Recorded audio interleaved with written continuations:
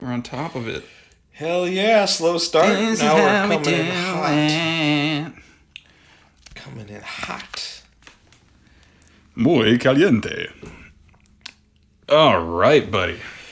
What is going on, guys? Welcome back to the Big Freakin' Health Coach Podcast. I'm Big Freakin' Neil. Whoop, whoop. And I'm joined, of course, as always, by my buddy, my business partner, my brain twin, Health Coach Kane.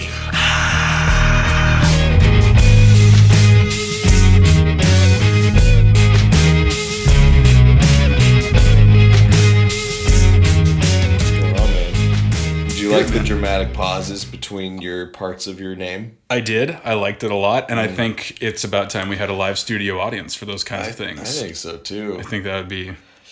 I could hear the Be on cheers. Zoom right now, so you get like one person as it switches audio from one person. That's perfect. Oh man, what's going on, dude? Man, I'm feeling good. Feeling good? Yeah, I got a little extra sleep last night. Heck yeah. I ate a boatload of sushi last night. Ooh. So it felt light, but was very many calories, which is fine because I saved calories all day for it. Sushi is the best. It's It's the what I've sushi, been man. refeeding with all prep. Yeah. And it's perfect because it doesn't wreak havoc on your tummy. Mm-hmm. And it's in and out, and it's really light. Unless you're doing like deep fried rolls, obviously. But we don't But we don't do that. What we found is a place that does like, if we got like 5 rolls of sushi, which is probably ballpark about right for how much we want to eat, this place would be like $70 or something for 5 rolls of sushi. Yeah. But they have a party platter that's like 9 rolls of sushi, and it's only like 50 something bucks. What? So we get the party platter. We eat what we feel like eating. Yeah. And, you know, we follow, like, precision nutrition rules for the most part, where, like, you eat till you're 80% full, and then you're like, oh, I'm good, I can eat later someday, because I can. I'm not starving. Right. I'm in the wilderness. And then we just save the rest for the next day. It's awesome. Perfect, man. Super dope. That's 9 rolls for 50 some is a really good deal. It's insane. It's what's the place called? I love sushi. Nice. You know how all the best places have ridiculously simple names? Yes. 100%. My favorite burger place down there is called A Burger Place.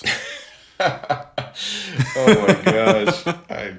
After prep, I definitely need to go check that out. That sounds amazing. It's good. They're like really straight up normal like diner burgers. Nice. It's not special or fancy, but it's burger good. place. Yeah. I love that. That's just shy of like a restaurant. Dude, there's a pizza place up the street that we used to like a lot called A Pizza Mart. Nice. I don't know how we keep finding these places. I don't know but either. Like, I've never heard of these places. yeah. It's just like, this is our food. This is the thing that we sell. Food name. Please order. How you doing, buddy? I feel like we have a pretty solid energy mismatch going on right now. I'm doing great. Yeah. You mean you're high and my low? Yeah, I'm well fed and rested, and you're the opposite of those things. Yes. I'm semi well rested. I got decent sleep. But energy wise, yeah, it's lower by the day, man. Lower by the day. Just 4.5 weeks to go. 4.5 weeks out. That's right. That's right. It'll be worth it. It's funny how immediate the reaction is in your body at this point with just based on whatever you're eating or not eating. Yeah. When you go for long enough without a meal, you're just tanked, and you eat a meal and it just sort of turns the lights on for a couple hours and rinse and repeat. It's like quick charging your phone. Mm-hmm. You plug it in for like 10 minutes and you get like that fake 17% battery that Yes. still dies in like a half hour. But then you're still in the red all day. Yeah. Exactly. That's a very good analogy. Oh man, what are we doing today, buddy? We're Q and A-ing. Q&A. But first, can we buy us a drink? Please, let's buy us a drink.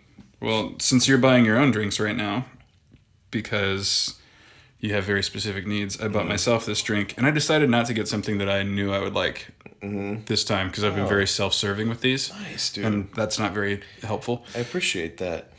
What I got today is the Monster Dragon Tea. Okay. Comes in a super cool white can with a dragon on it. Tea. I like it. It says it's not carbonated, and it's white tea, and it is 40 calories. Okay. And there's... How much caffeine is in this? Where did you go? Usually Monster's good about having a sticker on there. I'm always disappointed in the totals that Monster's working with. Yeah? Yeah, you'd think with the name like Monster, it'd be... Like 400 grams, grams of protein. Caffeine from all sources, 155 milligrams per can. See? So a little bit of weak sauce. A little bit of weak sauce. It's what, tea-based. 3 cups of coffee? Tea-based, though. So. Yeah, so I'm not surprised. That's like a cup and a half of coffee. Yeah, a cup and a half. Yeah. Maybe 2 cups. Maybe. 2 shots of espresso. What you drinking out of that beautiful mug look that at has my little lip prints all over it? Look at my kissy mug, dude. That's adorable. I went to get this out of the cupboard and almost put it back because I knew I'd be on camera. And then I'm like, you know what? Own that. I'm going to own this. You got to own that. That's a very cute mug. I'm going to drink out of this cute mug and just feel cute. Yeah. Yeah, why not? I feel cute today, so kissy mug. This is 4 shots of espresso, almond milk, and monk fruit extract for sweetness. Cool. I just started using that in replace of stevia for certain things. Because we all know that stevia can be awful when not precisely dosed. Aftertaste kicks in, but there's no halfway. Exactly. And monk fruit's pretty good. I don't know why it's not... I think maybe it's kind of expensive to make. Yeah. Because the bag I got was not a very large bag and kind of expensive. So maybe that's why. But I don't know why it's not used more widely like everywhere. stevia is. Yeah. Because there's less aftertaste. It's still really, really sweet. Way sweeter than sugar. So use a small amount. It's good, man. Nice. It's really good. I'm going to actually try that. Yeah. I'm pretty happy with my boring coffee today. Not going to lie. Yeah. It's kind of a coffee-like day outside. I'm going to crack this bad boy. Do it. Let's see. So are you still working off of the contest prep adjusted scale on... Yes, we'll go with that. Okay. Yeah. What do you give your... I'm rating my homemade espresso with almond milk. I'm going to give myself a... I'm going to give myself a solid 4.2. Nice. On the prep scale. On the normal scale, this is probably a 2.4 cup of coffee. You're not going to lie. Yeah. But of the things available to you, that's pretty damn great. Pretty damn good. Yeah. Could be a lot worse. This is okay. It's really mild. Okay. You don't get much energy drink flavor out of it. Okay. I'll give sweet it like or not very sweet? It's a little sweet. Okay. But not terribly. Yeah. I'll give it like a 3. Okay. 3.0. Just flat 3.0. Yeah. Does not disappoint. Does not wow. Yeah. Very middle of the road. Very mediocre. Extremely. Okay, buddy. I think we should dive into some of these Q&A questions. I'm excited. What do you think? After skimming these, there are some absolutely incredible questions. Got some really, really solid questions this week. One of our best batches, for sure.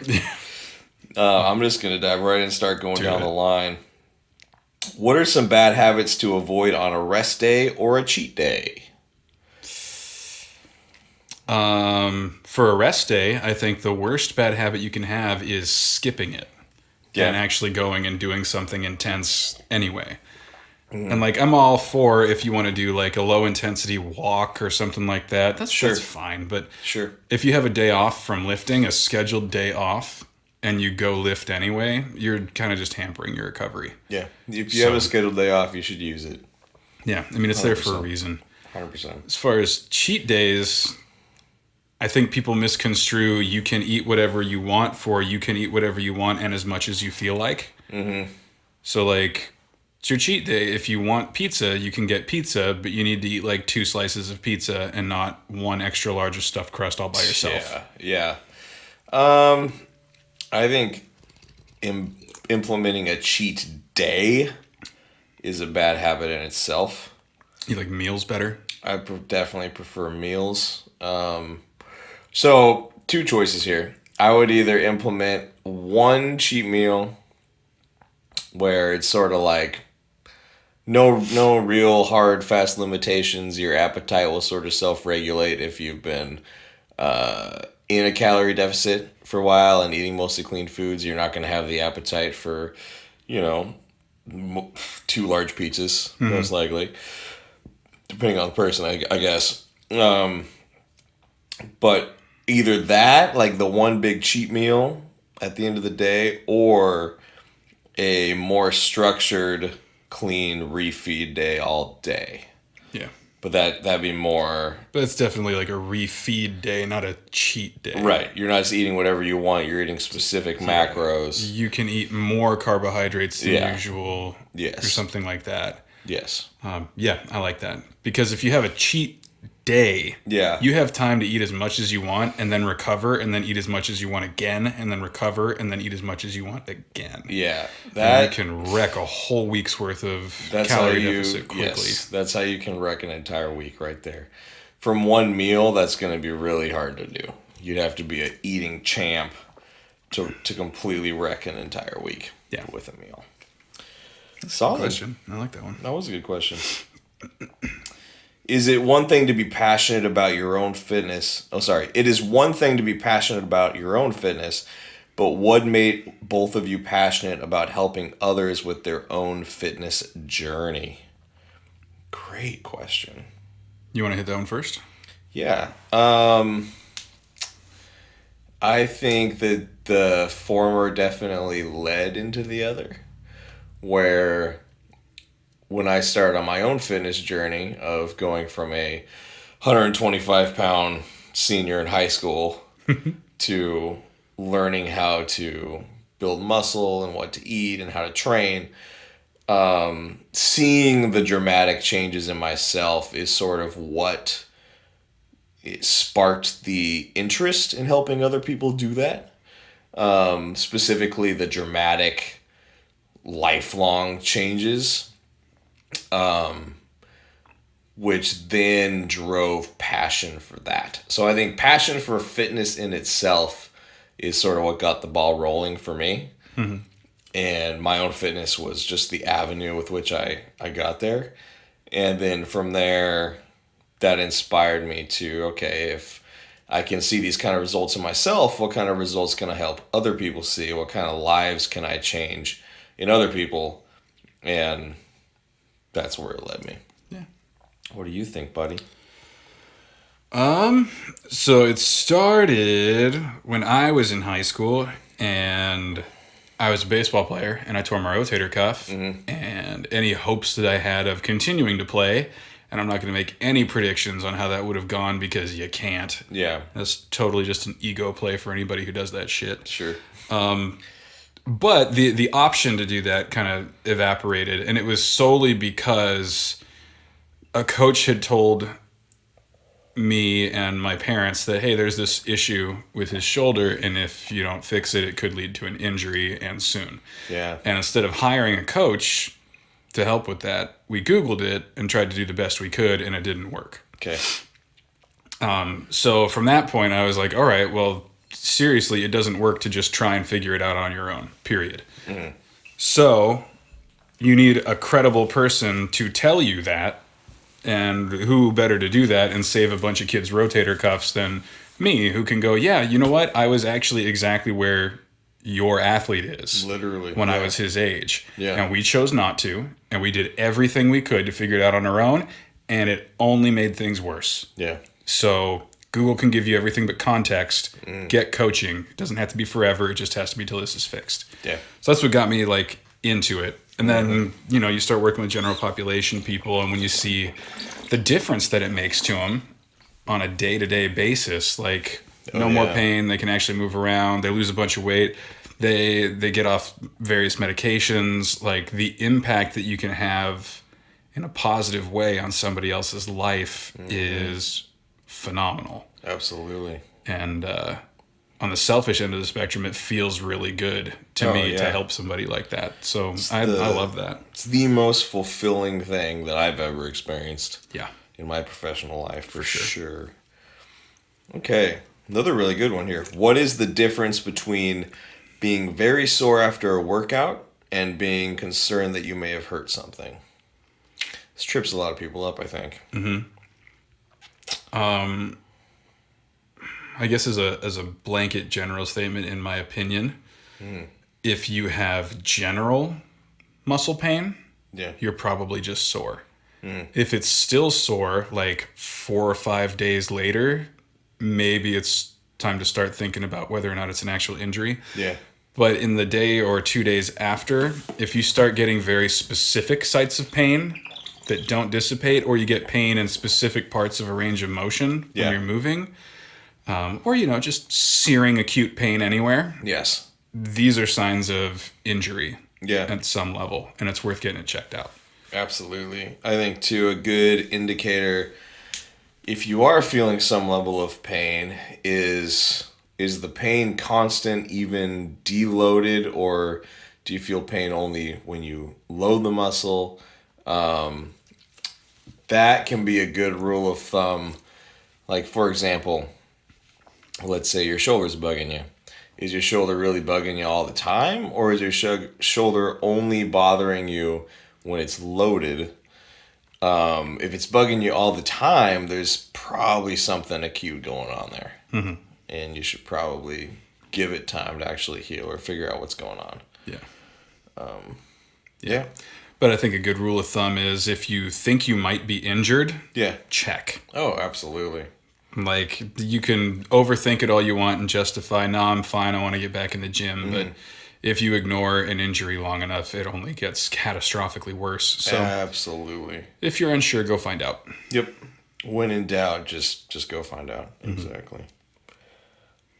What else we got? Okay, moving on. Are there better times of the day for different types of exercise?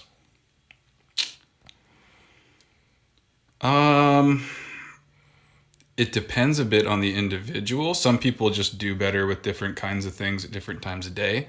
And I'm not sure if it has to do with circadian rhythms and their sleep, if it has to do with their eating schedule, if they're a morning or evening person, period. So there's that. Typically, I find that there aren't any universal rules to that. Yeah. And if you do end up with a schedule that works particularly well for you, it's usually in the context of your eating and the other exercise or physical activities that you do during the day. Sure. So like you being on prep, you probably have a specific order you do things in. Yeah. Because it's how you can fuel yourself. Yeah.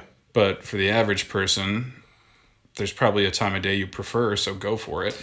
Yeah, and even then, it's more down to my personal preference and timing to maximize, performance with whatever I need to get done. So, and that's going to be different for everybody. So it is a very individualized thing. I think if you feel best first thing in the morning, then that is probably when you should get your heavy lifting done. If you feel best in the afternoon, evening, like myself, that's probably when you should schedule it. Yeah. And if it's a timing thing, if it's the difference between either you have to do it earlier in the morning or you won't get to it at all during the day, then make it a habit in the morning. Yeah. 100%. So there's no research to say that it is better for human beings to lift weights between 2 and 5 p.m. or something like that. Right. That's a complete hypothetical. Like there's no research about that. Yeah. So whatever keeps you most consistent and makes you feel like you are performing the best, that's the right time for you. Yes. Consistency and performance are the main considerations there, for sure. Thoughts on fasted cardio?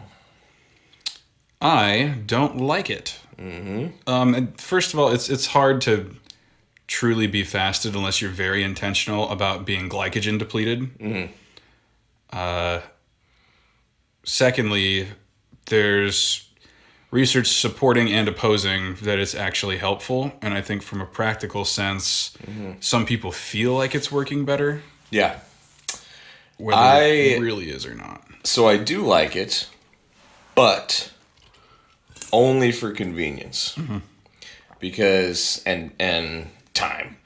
Because waking up first thing in the morning and just getting it done and not having to go through the routine of having a meal, letting the meal digest properly, however long it takes to do that, then doing your cardio, then having another meal, just by getting up and getting it done and not having to have the meal beforehand is just a really convenient way to do it. Yeah. Gets it out of the way. It also shortens your eating window automatically. So if you get up, let's say you're awake for 16 hours out of the day. Mm-hmm. If you get up and the first thing you do is eat, and then you do your cardio and whatever else, you have all 16 of those hours to eat. If you get up and the first thing you do is an hour of cardio, now you only have 15 of those hours to eat. So it automatically is going to make it a fraction easier to stick with a calorie range if you are in a deficit. Which can be really helpful. Just absolutely. Like almost inadvertently truncating the number of calories you can take in over a given amount of time. Yes. And it will make you feel as if you're able to eat more frequently or larger portions because the window is shortened. Yeah. If that makes sense. Do you think also, I would assume that right now you are deliberately in a glycogen depleted state when you wake up. For sure. If you are not in contest prep and you have carbs with your dinner, are you truly fasted for cardio in the morning? I would kind of fasted. I would say from a GI fasting glucose perspective, probably. Yeah, it's a long enough window from... Depending on the number of carbs, I guess, you have with dinner. But from a actual glycogen storage perspective, no. Yeah. You're still going to have... You didn't burn off glycogen from just sleeping. Yeah. So you're still going to have some stored. Your blood sugar levels will be lower. Mm-hmm. But like you said, the research shows conflicting and negligible differences with that stuff. So I agree. So do it if you like it. It's not detrimental. Yeah, it's not going to hurt you. But it's not magic. Exactly. Yeah, exactly. It's funny, most bodybuilders who utilize fasted cardio will take a essential amino acid supplement beforehand anyway, which means it's not really fasted, basically. So, yeah, that's something to consider too. Okay, moving on. Abs are made in the kitchen, but where are the glutes made? Delaware? The pantry? The pantry's part of the kitchen. What did I say to this when we were just reading these a second ago? You had a really good answer. Cake is made in the bakery. There you go. Boom. I think that answers that. Glutes are made on the hip thrust bench. That's where glutes are made. Glutes are made on the hip thrust bench and Romanian deadlift over bar. The deadlift bar. Yeah. Really, any heavy compound hip hinge movement is going to build your glutes. And I will even include properly executed kickbacks as part of those, because it's still a compound movement. It's just unilateral. But if you do them correctly and not in the way you see on Instagram where they just arch the crap out of their back the whole way, like that's a very effective exercise as well. So absolutely. Yep, hip extension, baby. Hip extension. I like the bakery answer too, though. Okay, 2 more. I love cheese. Tell me what you like most about my love of cheese. I like your confidence and your love of cheese. Me too. You know what I like about cheese?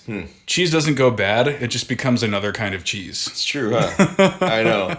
You get that layer of mold on cheese and you're like, well, it kind of already was that. Well, it was blue cheese. Is this green cheese now? Like, what do we call this? Right, exactly. This is just milk that has gone bad. It's milk that's gone bad that's now gone bad in a different way. Exactly. Oh, man. I love cheese, dude. Cheese is great. Cheese is one of my favorite things ever. Okay, finale here, and it's a good one. Late night snacking is an issue for me. Are there any simple and hard rules that could help start to curb those cravings? Change what you're snacking on. Yeah, you can change what you're snacking on. I don't know. You could drink there are a couple ways that I've had people do this in the past. So one is more or less adopting some intermittent fasting rules where after 6 o'clock at night, 7 o'clock at night, you can no longer eat things. Just a hard stop. Hard stop. Get all the snacks that you would usually grab out of your house. The other thing is you can replace them with healthier snacks. So if all you have are veggies, then you'll either A, eat those veggies, or more likely B, stare at your fridge and then eat nothing. I've also had some people where whenever they get snacky at night, they drink water or chew gum. Yeah. No, those are both good tricks too. Gum. High volume, low calorie snack foods like popcorn without butter is actually super low calorie. You can have like 6 cups of it for like 200 calories or something. It's really not much. I like the skinny pop stuff they have at Costco. Yeah, exactly. You go through that entire bag and not totally ruin your whole calorie day. Beyond that, yeah, chopped up low calorie veggies. Like I've been doing a lot of bell peppers. Yeah. Because you chop up an entire bell pepper and you get a whole bunch to snack on, but it's like 15 calories. Yeah. Packed with micronutrients like potassium. So, yeah, That's stuff like that. Stuff. Slice up a cucumber really thin and then put some salt and pepper on the top. I got all the snacking tips right now because Dude, I bet you do. I just want something in my belly at all times, pretty much. So, yeah, no, I think any combination of those things can help. I would start, instead of starting with the hard stop rule, I would start with replacing the foods, just because it might be a more sustainable habit switch for you. If you're already used to that midnight snack and you just try to tell yourself a hard no, you might end up going too far in the other direction and just eating everything in sight. Like if you are not a person who does well with like hard stop, cold turkey style changes to behaviors, that is not the place you should start. You should treat that as more of a last resort. Yeah. And definitely use any of the wonderful snacks Neil just recommended for a replacement. Yeah. Because it's a boredom habit. Right. You know? Like it's late. I'm not going to go out and do anything. Feeling kind of peckish. Watching something on TV. Want to crunch. Yeah. Yep. 100%.